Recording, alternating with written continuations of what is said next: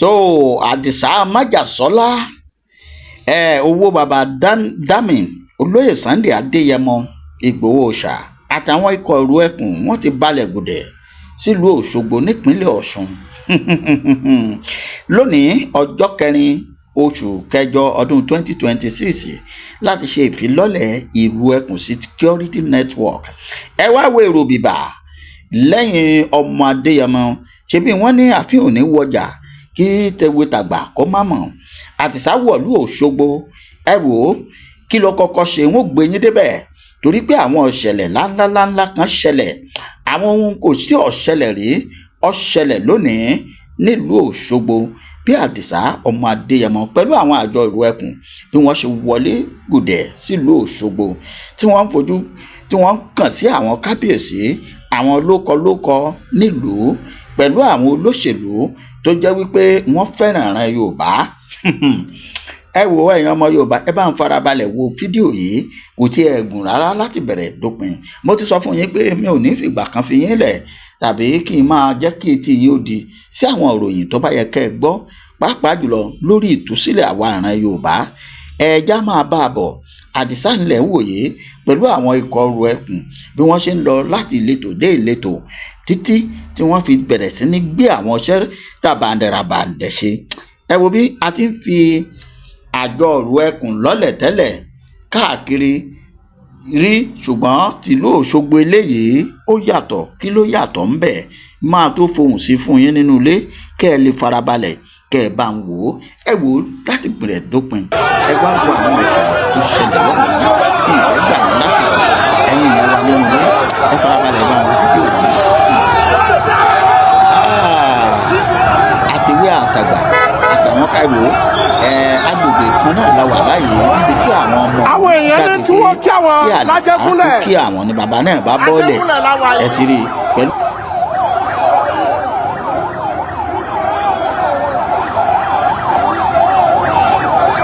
lẹ́kan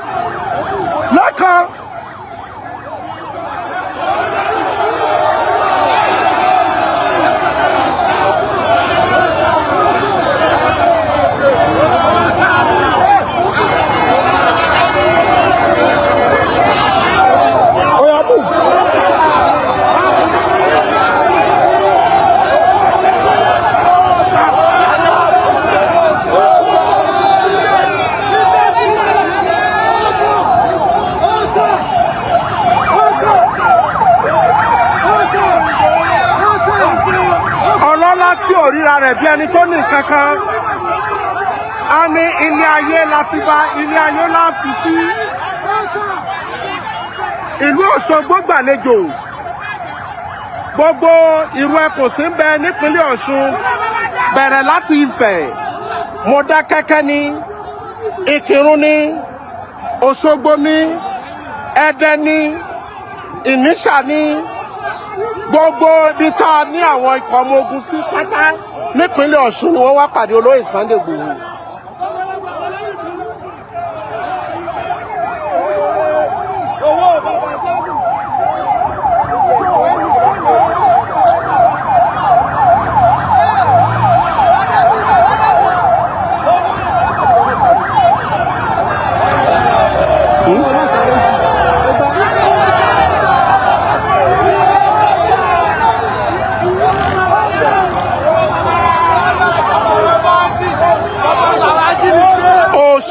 Ọmọ aládìkún ọmọ aládé lọ́ládé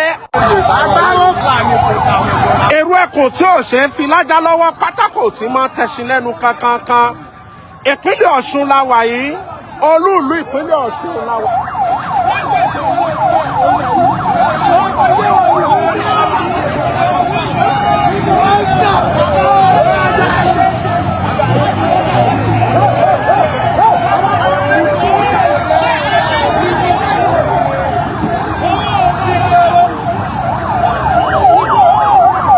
Kan ní à ń fowó kó àwọn èèyàn jọ ni èèyàn mélòó la fẹ́ fún ní owó ẹni ayé ń fẹ́ the love is too much gbogbo ayé ni wọ́n ń fẹ́ olóyè Májàsọ́lá akí coordinator ìlú Ẹkùn lápapọ̀ kílà ń kó tí gbogbo ayé ń pè ń kílà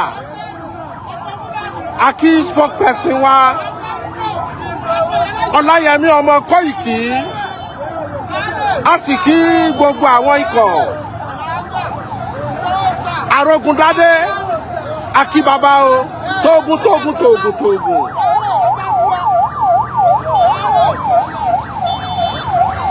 Olóńkoro la wà yìí.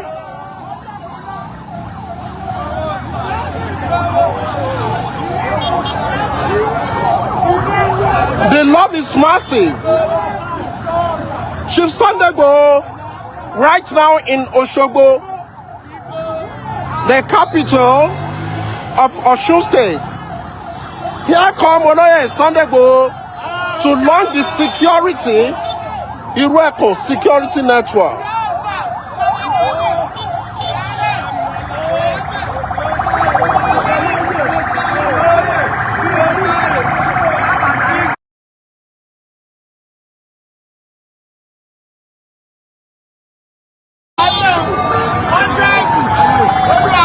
Ó ti dé o, gbogbo oníbàjẹ́ ẹ fara ṣoko. Bí eré bá patíko ni wọ́n ń gbóhùn ẹja nínú omi. Ẹni ayé ń fẹ́ àkàndé èèyàn tẹ́lẹ̀dùmarè dálọ́lá. Ibú owó bàbá Dámì, bàbá Bísọ́lá, bàbá Yọ̀mídé, bàbá Michael.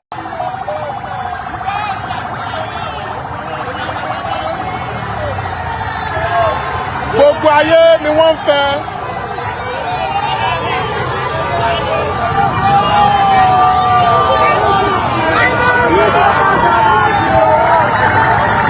Àkọlé àti ọ̀yàyà làwọn èèyàn fi pariwo jagunjagun ta ní general commander, general actor. Ikú bàbá ẹrú kú. Ajagun ńlá gbogbo lẹ̀ Yorùbá.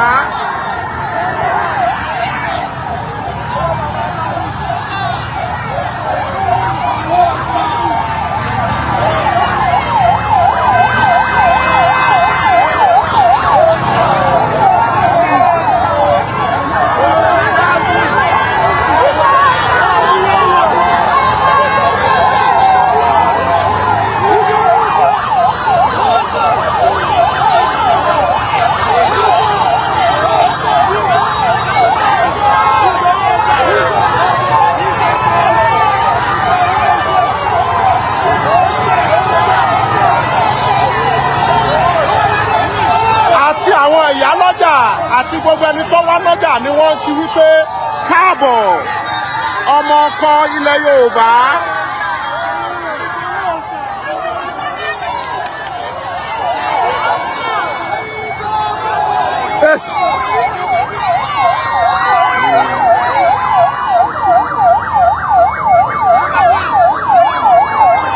Májàsọ́lá ó ju bàbá wọn lọ tọrọ ẹ̀gàn kan. Àwọn kan tọrọ Ọlọ́run ò fún wọn. Ẹni adé bá tọ́ sí ni ẹja fadé fún. Èèyàn tó yẹ nípò ni ẹja fipò náà lọ.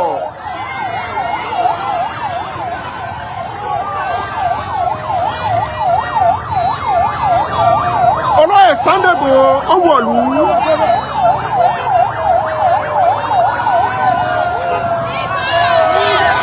Káàbọ̀ ọkùnrin ọ̀hún wọ̀lú dé o. Ọkùnrin mẹ́fà tí wọ́n ń pè lẹ́nìkan ṣoṣo. Kànjànkànjàn, takuntakun, gbàgbàmàdèèyàn tí gbogbo ẹgbẹ́ yòókù ń nàgà wò.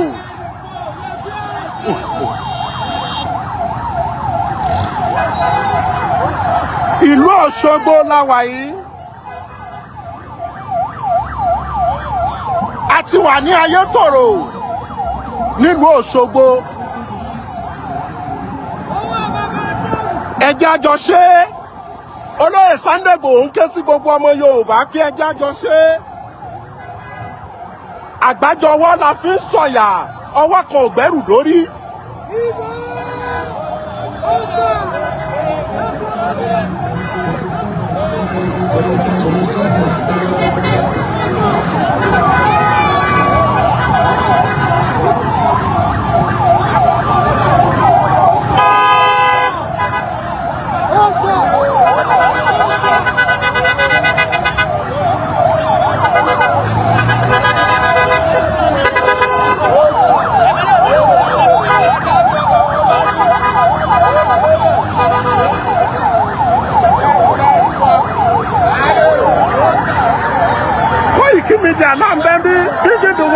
at your doorstep. Láti ìlú UK United Kingdom làwọn náà ti balẹ̀ wípé a gbọ́dọ̀ jọ ṣe ni.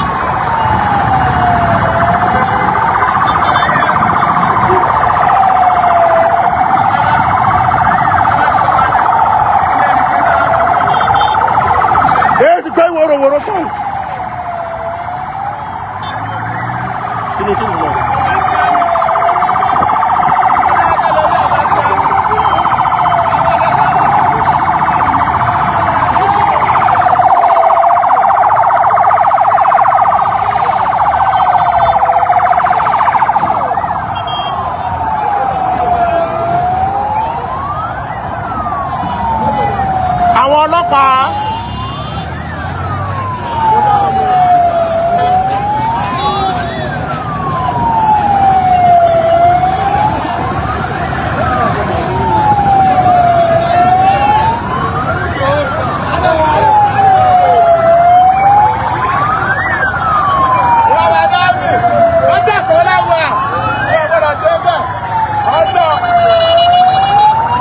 wọ́n bínú àwọn èèyàn ṣe ń dùn wípé akíkanjú wọ̀lúdé aṣíwájú ogun tí kì í kẹ́yìn ogun ọmọ mọ́kànnà ẹlẹ́wà kòkó wọ̀lú gbọ̀rọ̀dùdú ẹlẹ́wà kòkó wọ̀lú májàsọ́lá òun ni gbọ̀rọ̀dùdú ẹlẹ́wà ọ̀rọ̀rọ̀ ẹ̀dùn ọmọ gbàfìàwẹ̀ ọmọ gúnugórí àkó ọmọ àkàlà tí ń bẹ lọ́rùn òsè òun ni kó jagun kó kẹ́rù wálé ẹkùn ọkọ̀ àwọn báńdíìtì ẹkùn ọkọ̀ àwọn ajínigbé ó bọ̀ ń lù ú gbogbo ayé ń sá kíjokíjo.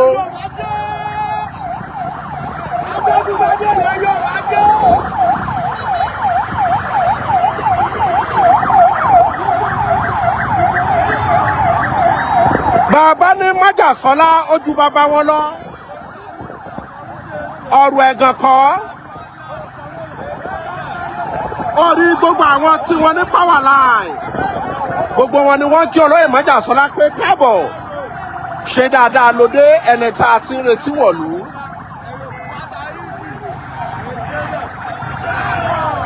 a kí gbogbo àwọn amúgbálẹ́gbẹ̀ẹ́ bíi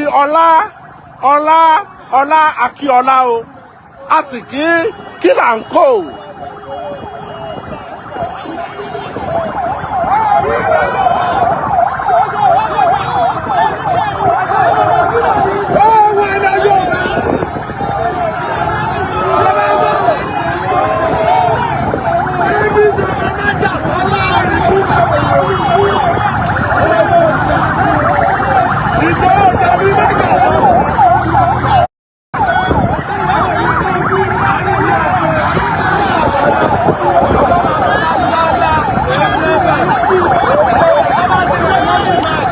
ọbẹ̀ làwọn ládé nínú Òṣogbo yìí.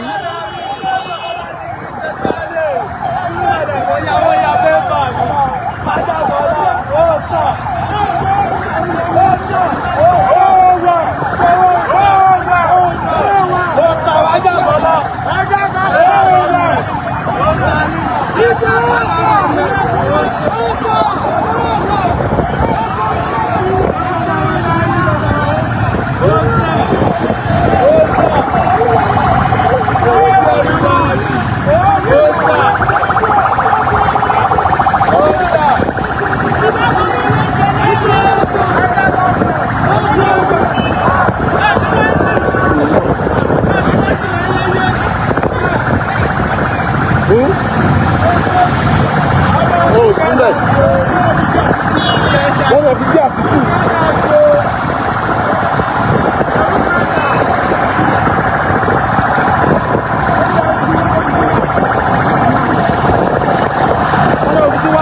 ẹ fi túrìn yẹn gbéra.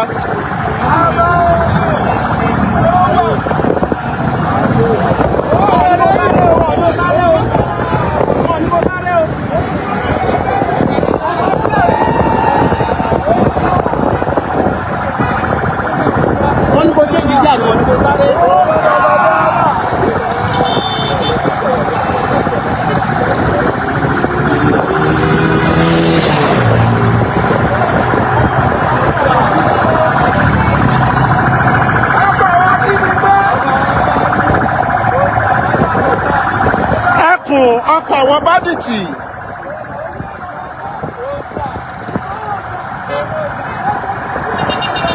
Ìfẹ́ lẹlẹ́dùmarè fi dálé ayé, ìfẹ́ ọ̀hún làwọn èèyàn náà fi hàn olóyè Májàsọ́lá. Akí Arógundádé, akí Kóìkí, akí Kílàńkò, bẹ́ẹ̀ la sì kí Ọlá. Ọkùnrin mẹ́ta tí wọ́n ń pè lẹ́yìn kan ṣoṣo. Ọlá, Ọlá, Ọlá, akí.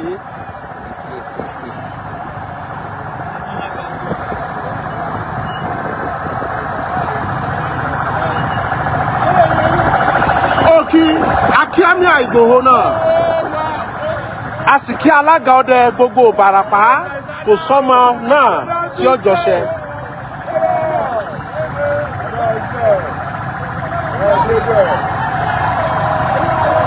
Ọ̀gá kan bí 1 million.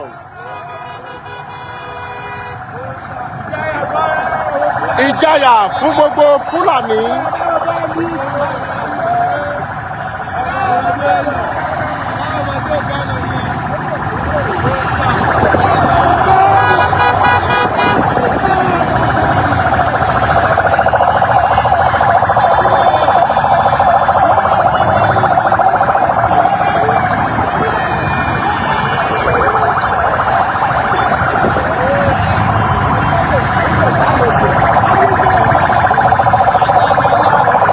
Ìpínlẹ̀ Ọ̀ṣun la wà yìí, olú-ìlú Osogbo la wà yìí, state capital. Olóyè Sunday Igboho is highly welcome. Everybody troop out to welcome the giant, the warrior, the soldier, and the general actor of the Yoruba race, Chief Sunday Igboho Adeyemo.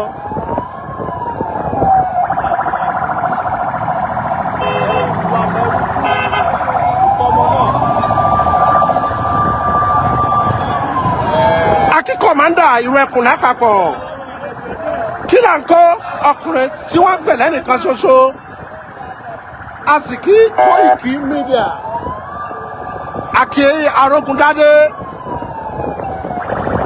ọ̀gá kan ọmọọṣẹ́ 1 million. Ọlá òun náà mọ orúkọ ara rẹ̀, Ọlámilékan in the building.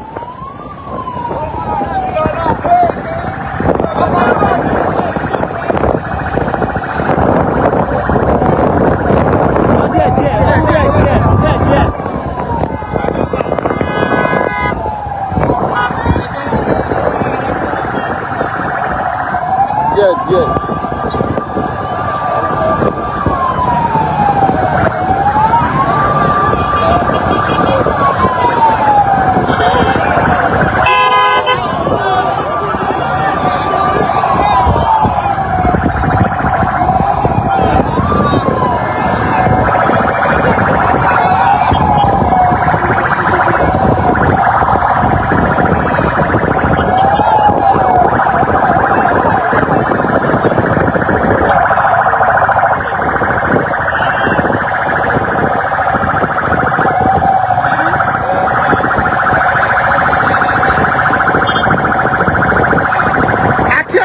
Kàbírù ọmọ Àṣàfà, ọmọ bàbá ẹlẹ́tíríṣà nígbòho.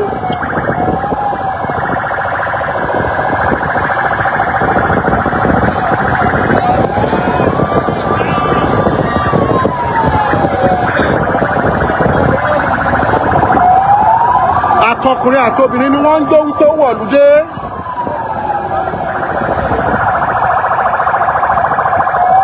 Koiki Media bringing the world back to your doorstep.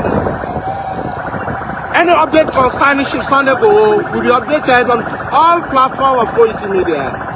You are highly welcome for your full support and the great work we have been doing for the past 6 to 7 years ago. We really appreciate your effort.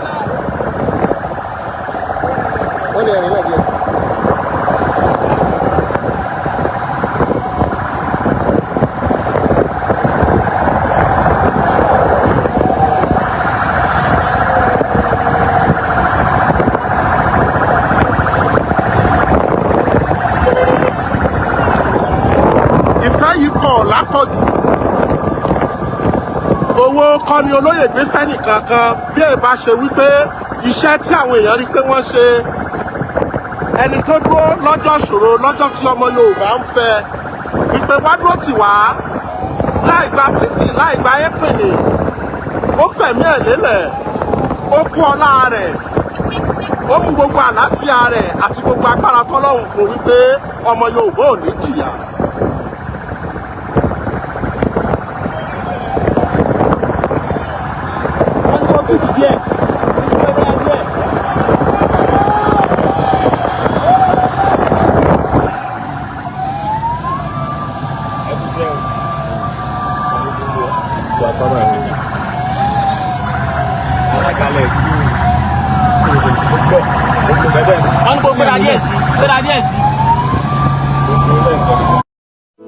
Temporary place.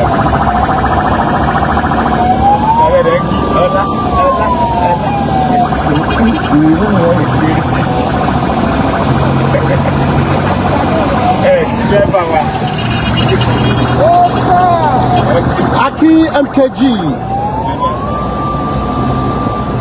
Chief Driver, you are highly welcome.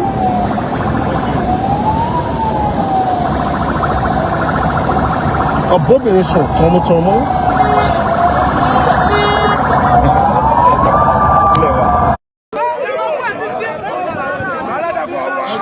Ẹ jẹ́ ká pàdé fúnra wa.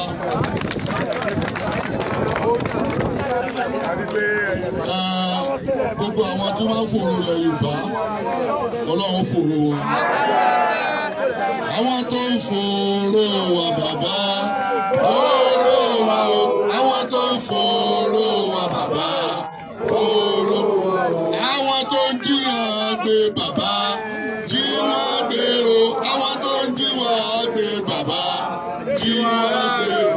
Àwọn tó ń dàlúrú ro bàbá, dáyé wá rú o. Àwọn tó ń dáyé wá rú bàbá, dáyé wá rú o.